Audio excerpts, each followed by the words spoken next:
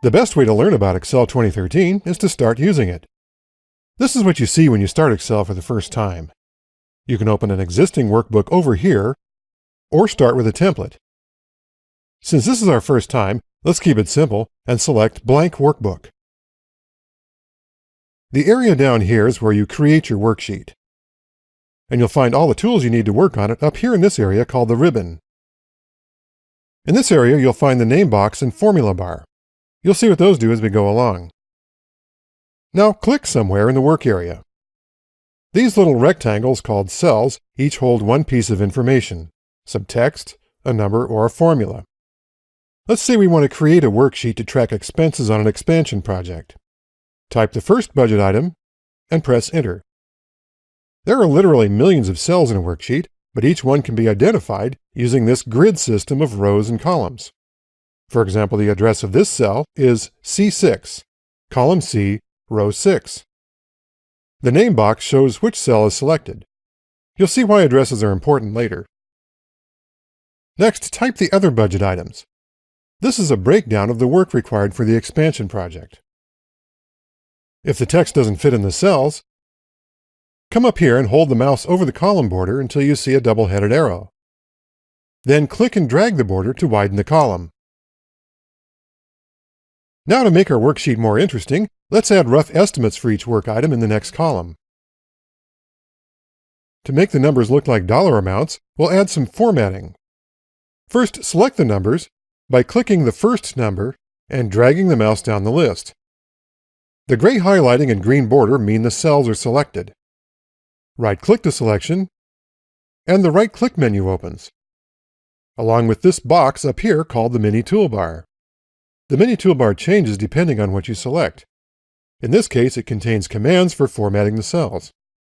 Click the $sign to format the numbers as dollar amounts.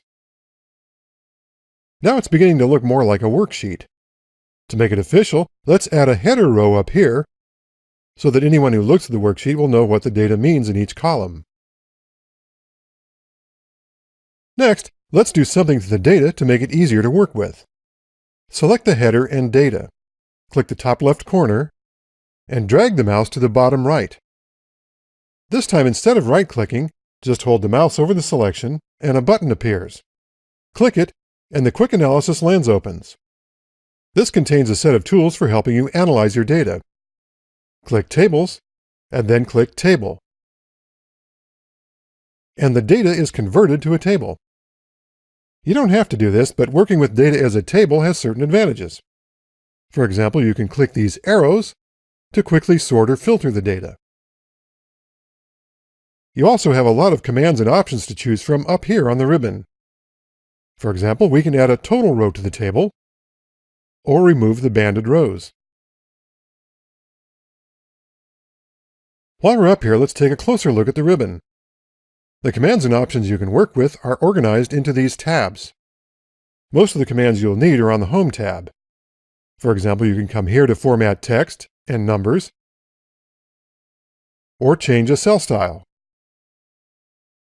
The Insert tab has commands for inserting things, like pictures and charts. We'll look at some of the other tabs later in this course.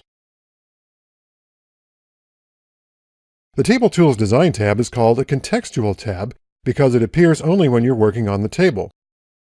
When you select a cell outside the table, the tab goes away.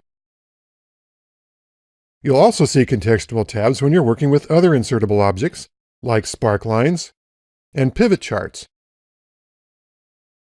Our worksheet is pretty small now, but there's plenty of room to grow in Excel as your project expands. However, before we do any more work, let's save the workbook.